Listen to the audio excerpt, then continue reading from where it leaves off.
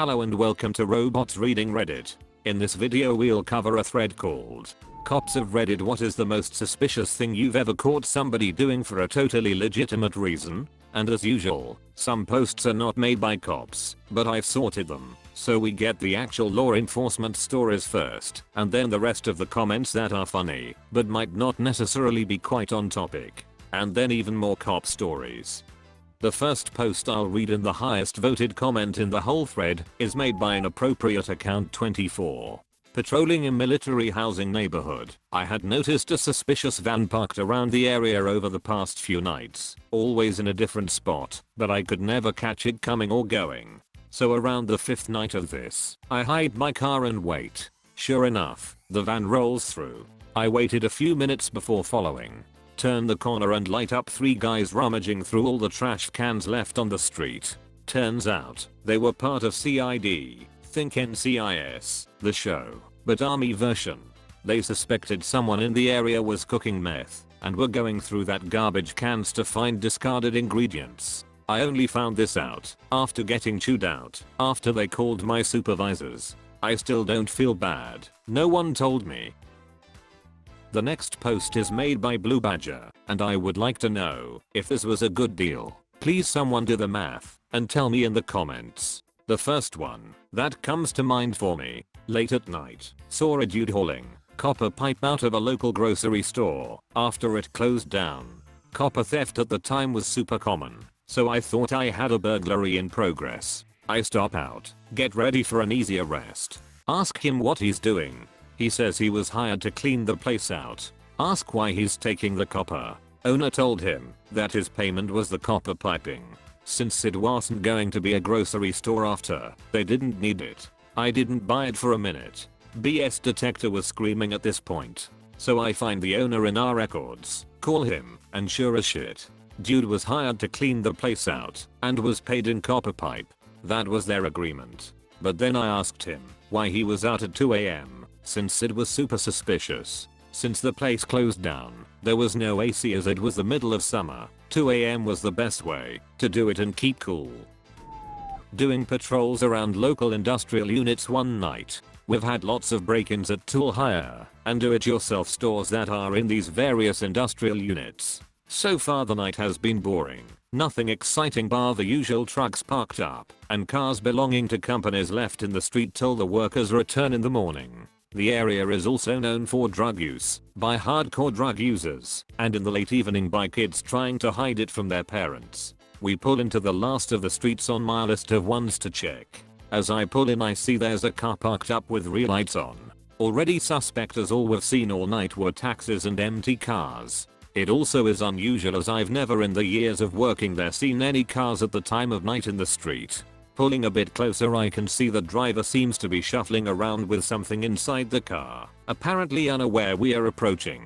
A little closer, and I pull up behind the car to run the plates through.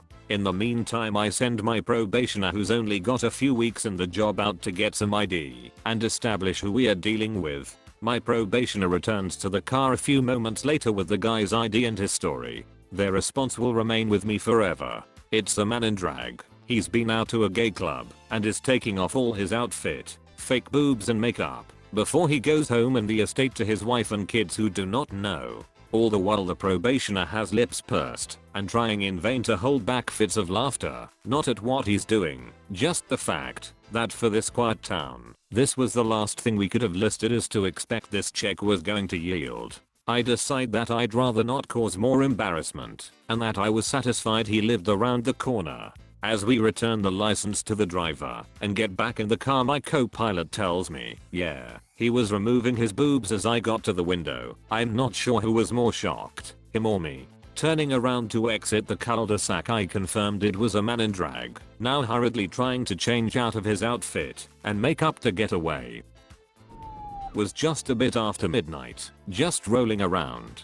See this car parked at a bank, which is obviously closed. Then I see a guy walking around with a camera. I'm like, oh boy, this should be fun. Turns out that banks have certain requirements regarding security and nighttime lighting in order to be FDIC insured. Guy was there documenting the nighttime lighting. After this story we will grab a few non-cop ones. I was dispatched to a female running down the street screaming, being chased by a male in a vehicle. It was during the explosion of Pokemon Go. She had jumped out of the car screaming to catch a Pokemon. He was trying to get the car off the street so he could jump out and catch it as well.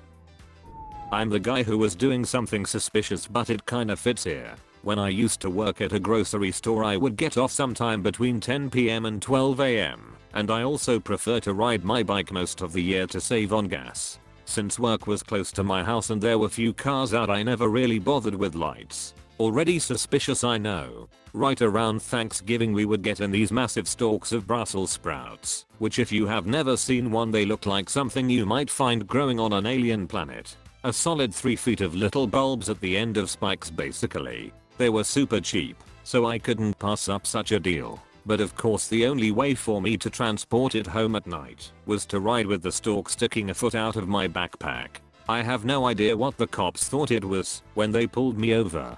Marijuana? A weapon? They were doing their deal, where one talks to me and the other checks me out from behind when the one behind me busted out laughing. Are those Brussels sprouts? They let me go a minute later. Alright, let's get back to the cops with this story from Krinkov. There's an old penitentiary in the middle of the city here. It was to be deactivated and it finally was shut down by the governor. People got used to that building being empty.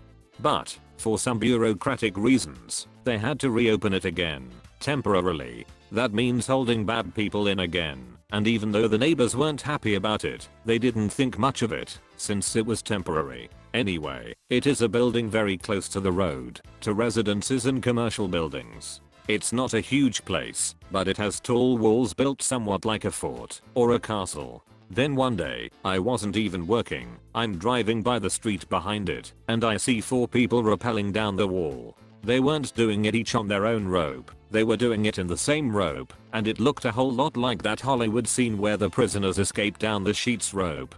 This was in the middle of the day too, noon I think. I had to go around, find a place to park my car and observe. I called an HQ and asked if the old penitentiary was still open and just get its status. While I did this, I got to really see what they were doing, and it didn't look like escapees anymore. It turned out to be graffiti artists hired by the state to paint that big wall facing the houses. Only part of the building was reactivated, and this wall was on the deactivated wing. The graffiti artists were assessing something. This was 3 years ago. There's a cool painting on it now. I'm still glad I didn't have to chase 4 inmates that day. I was just starting on the street around the time Pokemon Go was taking off. So many contacts in the middle of the night that were just people trying to catch Pokemon. Me, ma'am, I noticed you're driving in circles around this closed business at 3 AM.